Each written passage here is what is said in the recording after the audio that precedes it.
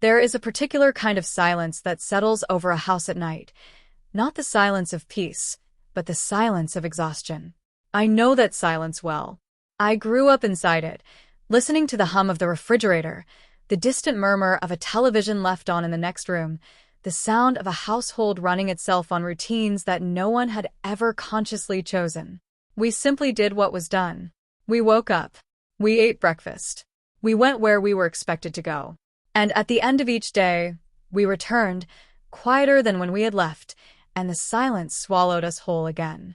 My name is Daniel. I am 43 years old as I write this, sitting at a small wooden desk near a window that overlooks a garden I planted myself 3 summers ago. The roses are blooming now, pale pink and cream-colored, and they remind me of something I could not have named when I was younger, a softness I had been taught to keep hidden, a gentleness I believed had no place in the life that had been mapped out for me. Looking back, I understand now that the journey toward myself was always quiet, always slow, always made of very small steps taken in very private moments. It did not announce itself. It did not arrive in a single transformative flash. It came the way spring comes, gradually, almost imperceptibly, until one morning you look out the window and realize the world has changed entirely while you were busy simply trying to survive it. I want to tell you about that journey, not because it is dramatic or extraordinary. It is neither of those things, but because I believe there are others who will recognize something of themselves in these pages. Others who have carried a quiet self inside them that did not match the self the world insisted upon. Others who have found, in unexpected ways and unexpected places, a path back to their own wholeness. I was born the second of 3 sons to a woman named Margaret and a man named Richard. My father was a civil engineer, precise, logical, not unkind, but not especially warm either. He loved us in the way that men of his generation often love their children, from a distance that he believed was respectful, but which sometimes felt like indifference. He taught us to be capable. He taught us not to complain. He taught us that the measure of a man was what he produced, what he built, what he could point to at the end of a long day and say, without embarrassment, that he had made. My mother was different. She was the kind of woman who kept a garden not for the vegetables, but for the flowers, who read novels late into the night with a cup of tea going cold beside her, who hummed to herself while washing the dishes and seemed, in those quiet domestic moments, to exist in a world slightly apart from the rest of us. She was practical when she needed to be, and tender when she sensed tenderness was needed, and she had a way of looking at you, really looking, that made you feel as though she saw something in you that you had not yet managed to see in yourself. I was, by most external measures, an ordinary boy. I played football badly and reluctantly. I did well enough in school without excelling. I had a small circle of friends, went to parties I mostly found exhausting, and moved through adolescence with the particular combination of bravado and private terror that seems, in retrospect, nearly universal among young men who do not yet understand what they are. I was lonely in the way that is hardest to name, not lonely for company exactly, since I had company enough, but lonely in the deeper sense of feeling that the self I showed the world and the self I carried inside me were not quite the same person, and that the gap between them was a place I had to live in alone. The first time I can remember feeling something shift was when I was 16. It was winter, late January, and my mother had asked me to bring a sweater down from the hall closet on the upper floor of our house. It was her sweater, a soft, dove-gray cardigan with mother-of-pearl buttons, and as I lifted it from the shelf and folded it over my arm to carry it downstairs, I stopped. I don't know why I stopped. The fabric was soft in a way that seemed suddenly remarkable to me, and without thinking, without any conscious decision, I held it against my face for a moment and breathed in the scent of cedar and lavender from the drawer liners my mother used. It was such a small thing. It lasted perhaps 3 seconds.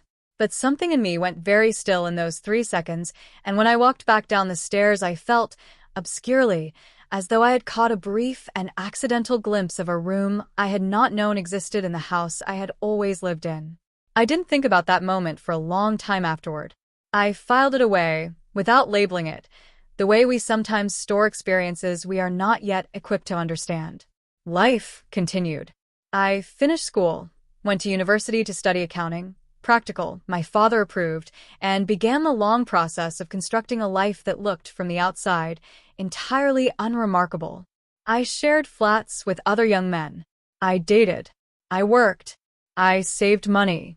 I was responsible and reliable and competent in all the ways I had been taught to value, and if there was a persistent, low-grade dissatisfaction running underneath all of it, I told myself that this was simply what adult life felt like.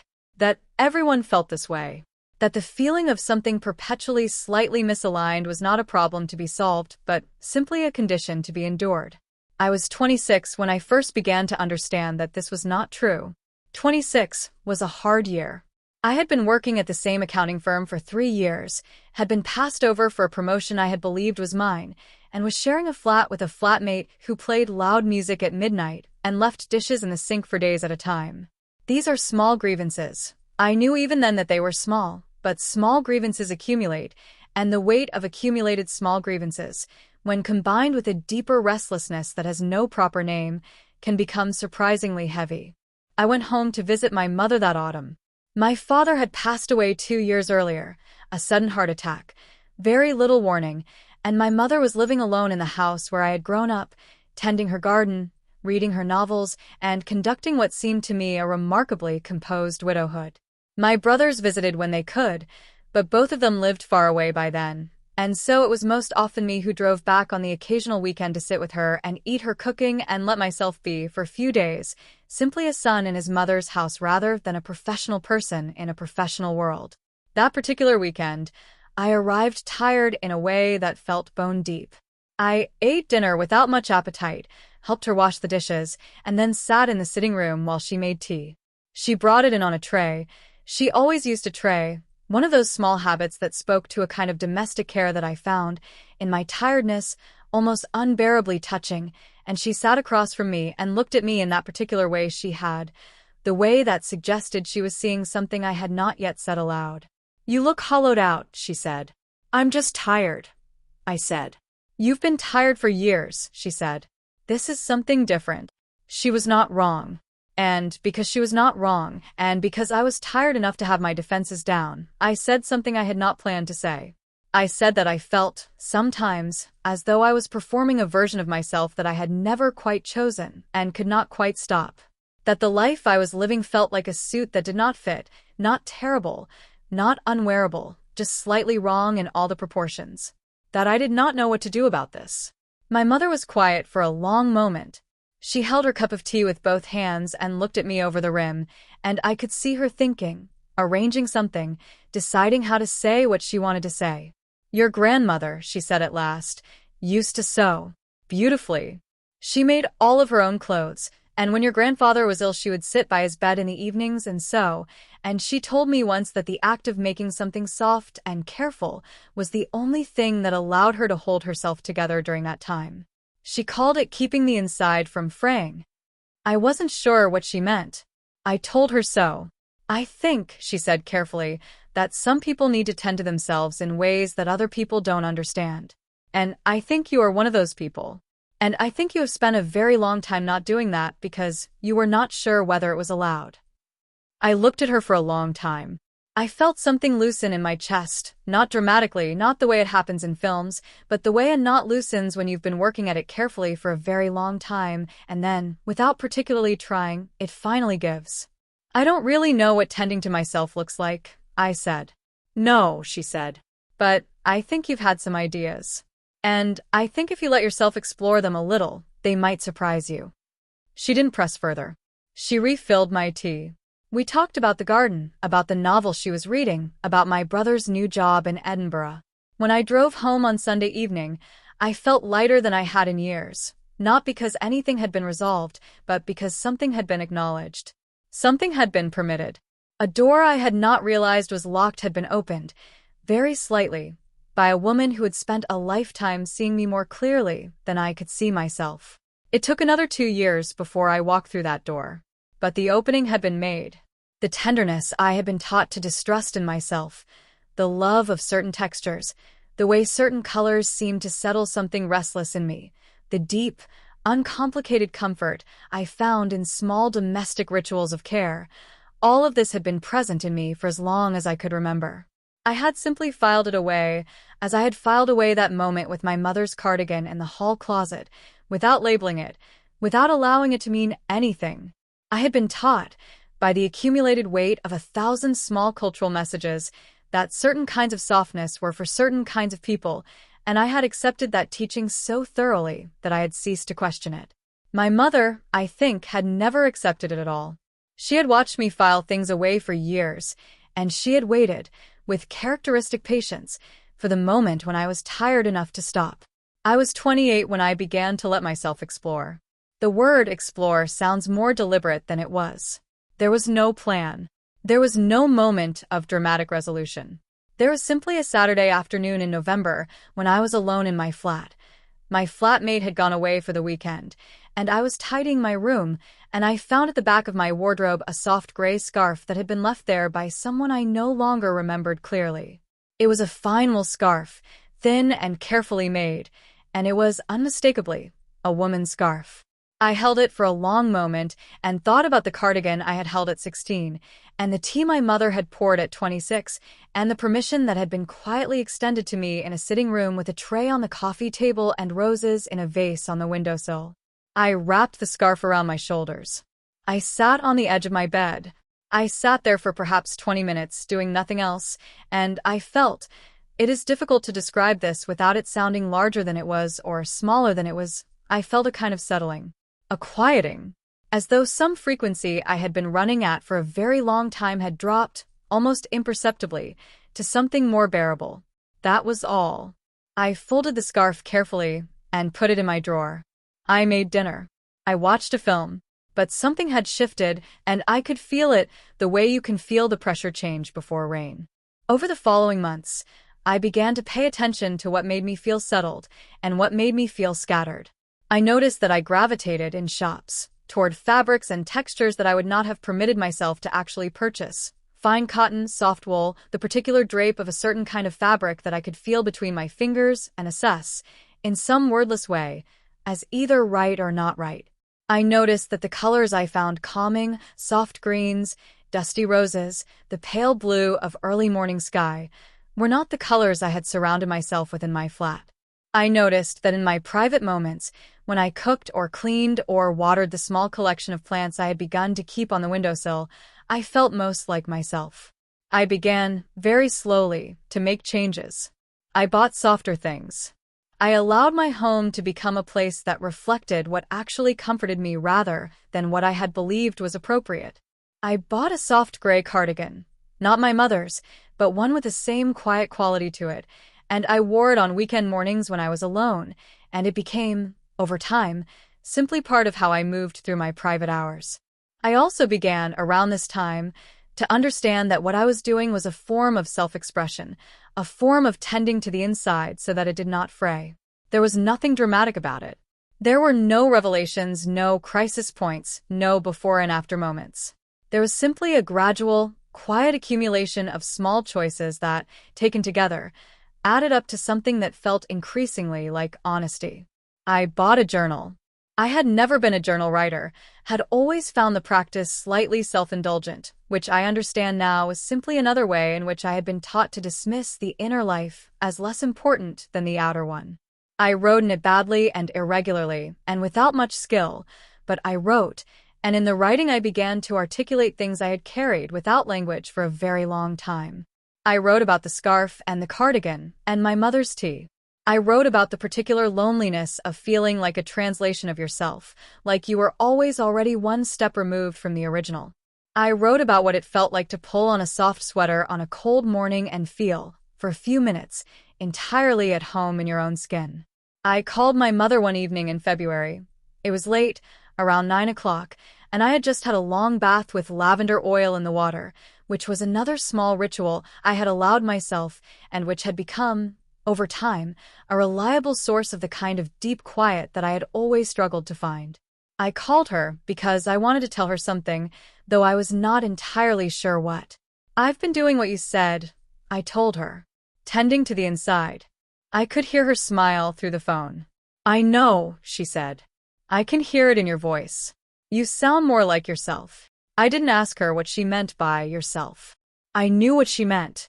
She meant the self she had always been able to see, the one I had been learning, slowly and quietly, to let out into the light. By the time I was 32, the private rituals of self-care that had begun so tentatively in my late 20s had settled into something more coherent. I had, by that point, a clearer sense of what I was doing and why. I had given myself permission, not all at once, but incrementally, in the way that real permissions work, renewed each time and made more solid by each renewal, to express myself in ways that were genuine rather than performed. I dressed differently in my private hours than I did in my professional life. I had accumulated over the years a small collection of clothing that I wore at home, soft, carefully chosen, expressive in a way that my work wardrobe was not, and this had become simply a part of how I lived. It was not something I announced. It was not something I hid with particular anxiety, either. It simply was the way many things simply are, personal, particular mine. I had also, by this point, told a few people. Not many, perhaps 3 or 4 close friends, over the course of several years, in conversations that were quiet and ordinary rather than dramatic. I found, in each case, that the response was considerably less significant than I had feared. People were mostly interested and mostly kind, and in the cases where they were briefly uncertain, they usually found their way back to ordinary kindness within the space of a single conversation. The thing I had feared, judgment, rejection, the irreversible alteration of how I was seen, turned out to be considerably less frequent and considerably less permanent than my anxiety had insisted it would be. My mother, of course, had known for years. Or rather, she had known something, had held a space open for that something, long before either of us had words for it. When I finally told her, with more specificity than I had managed before, about the way I had been living privately, she received it in exactly the manner I should have predicted and somehow still found surprising, with complete, uncomplicated acceptance and a kind of quiet satisfaction, as though a long-suspended question had finally been answered. "I always thought," she said, "that you were too careful with yourself. Too careful in the wrong direction." I asked her what she meant. "You were so worried about being what you were supposed to be," she said, "that you kept forgetting to find out what you actually were. You're a very tender person, Daniel. You always were. And tender people need to be able to express that, or they carry it around like a weight." I have thought about those words many times since. Tender people need to be able to express that, or they carry it around like a weight. I carried mine for a long time. Not with misery. I want to be careful not to overdramatize something that was, at its core, a quiet and private journey, but with a kind of low-grade effort, the effort of containing something that wanted more room than I had been allowing it. The expression I found was not a declaration. It was not a performance. It was, as I have said, small and private and gradual. It was the way I dressed on Sunday mornings. It was the colors I chose for my flat. It was the care I took with my appearance on my own terms, in ways that felt true rather than obligatory. It was the wearing of soft things, the keeping of flowers, the particular pleasure I took in certain kinds of fabric against my skin. These are not dramatic things, but they were, for me, the language of becoming. The way I learned to speak, quietly and to myself, a truth that had been present in me always. I also, around this time, began to meet others who understood this language. Not through any formal community. I arrived at community slowly, organically, through conversations that happened to open the right doors, but through the simple fact that when you begin to be more honest about who you are, you tend to attract others who are doing the same. I met people who had made similar journeys, who had found similar rituals of self-expression and self-care, who had negotiated similar distances between the self the world expected and the self that was actually theirs. These friendships were quiet and sustaining, and they gave me something I had been missing for a very long time, the experience of being genuinely known. I think of the word transformation, and I want to handle it carefully because the transformation I underwent was not the kind that the word usually implies. I did not become someone else.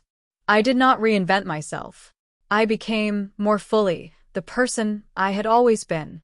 The tenderness that had been present in me since childhood, the love of softness, the need for beauty, the deep comfort I found in domestic rituals of care, was not new. What was new was my willingness to honor it, to make room for it, to stop treating it as an embarrassment and start treating it as a gift. My mother used to say that the garden teaches you patience because it does not grow on your schedule. You plant things and you tend them and you wait, and eventually they bloom in their own time, and the only mistake you can make is to dig them up before they're ready, because you can't stand the waiting. I was, for a long time, the gardener who kept digging things up. I am learning, now, to tend without interfering, to wait for the bloom. I am 43, as I have said, sitting at a desk near a window, looking at roses. The roses are mine. I planted them from bare root stock 3 years ago, in the cold of March, pressing them into the earth with cold hands and hoping, as you always hope with bare root roses, that the life you couldn't yet see was actually there, waiting. And it was. By June of that first year they had leaves, and by July they had their first tentative blooms, small and imperfect, nothing like what they would become, and I stood in the garden on a warm morning and felt something that I have since come to understand is what contentment actually feels like, as opposed to what I used to mistake for it. Contentment is not the absence of difficulty. It is not the resolution of all tensions or the elimination of all uncertainty. It is, I think, something more like alignment, the sense of being in right relationship with yourself, whatever your particular self turns out to be. For most of my life, I was not in right relationship with myself. I was in a kind of managed estrangement from myself, carefully maintaining the acceptable distance that I had learned was appropriate, never quite closing the gap between the self I lived inside and the self I presented to the world. That gap has closed considerably now. It has not closed completely. I am not sure it ever fully does for anyone, but it has closed to the point where the distance is manageable, where I am no longer living primarily in the space between two selves, but primarily in one self that has room for all the parts of me that matter. I still dress differently at home than I do at work, but this feels, now, less like a secret and more like a preference, the way some people prefer their home to be warmer than their office, or quieter, or more colorful. My private world is softer than my public world, and I am comfortable with this, and I no longer spend energy wondering whether I should be. I have also, over the past several years, extended certain aspects of my private self into my public life in small ways. I am more expressive than I used to be, more willing to be openly tender, to show care, to occupy the softer registers of human interaction without apology. People who know me now sometimes comment on this without knowing quite what they're commenting on. They say I seem settled or at ease or, and this one I particularly like, that I seem like someone who knows where they are. I understand what they mean. I do know where I am. It took a long time to get here, but I know. My mother is 71 now, still in the house where I grew up, still tending her garden, still reading novels late into the night with a cup of tea going cold beside her. I visit more often than I used to. We have the kinds of conversations that are only possible when there is nothing left to hide, when two people have said what needs to be said and can now simply be in each other's company without agenda. She knows the shape of my life. She knows the person I have become, or perhaps more accurately, the person I have returned to, the self that was always there underneath the careful management and the performed ordinariness. She told me, last summer, sitting in her garden in the long light of a June evening, that she had always known I would find my way back to myself, that she had never doubted it, only sometimes wondered how long it would take. Some people take longer, she said. It doesn't mean they're lost. It just means they needed more time. I think about that a great deal. The idea that becoming yourself is not a failure of speed, that taking the long way does not mean you went the wrong way. I did not arrive here efficiently. I arrived here circuitously, by way of a scarf and a wardrobe and a cup of tea at 26 and a garden planted from bare root in the cold of March. I arrived here by way of my mother's patience and my own slow, reluctant willingness to let myself be tended. I arrived here because I finally understood, not all at once, but cumulatively in the accumulation of small understandings that constitute a life, that the self worth living in is not the most defensible self, or the most approved self, but the most honest one. The most honest self, in my case, is a quiet one. It is a self that likes soft fabrics and well-tended gardens and the smell of lavender and the particular quality of morning light. It is a self that feels most at peace in spaces it has made beautiful, according to its own sense of beauty. It is a self that carries tenderness without apology and expresses care without performing it. It is not a remarkable self in the sense of being exceptional. I am not extraordinary, have never claimed to be, but it is genuinely and completely mine. I look at the roses. They are blooming now in the full warmth of summer, pale pink and cream, soft and unhurried. They do not know they are beautiful. They simply bloom because that is what they are made to do, because they were given the right conditions and the right amount of time and were not dug up before they were ready. I understand them better than I used to. There is a version of this story I could tell that would have more drama, more conflict, more crisis, more decisive turning points. But that version would not be true. The true version is this one. A man who spent a long time living slightly outside himself, who was loved patiently by a woman who could see him clearly, and who eventually found his way, slowly and privately and with much gentle effort, back to the center of himself. Who discovered that the softness he had been taught to distrust was, in fact, the thing that made him most fully human. Who learned that tending to the inside, with care, with patience, with the willingness to let things bloom in their own time, is not a luxury but a necessity. Who found, in the end, that peace is not a destination you arrive at and then possess. It is a quality of attention you practice, daily, in the small private rituals that remind you who you are. I water the roses in the morning, when the light is soft and the air is cool. I make tea from loose leaves, and let it steep a little too long, the way I like it.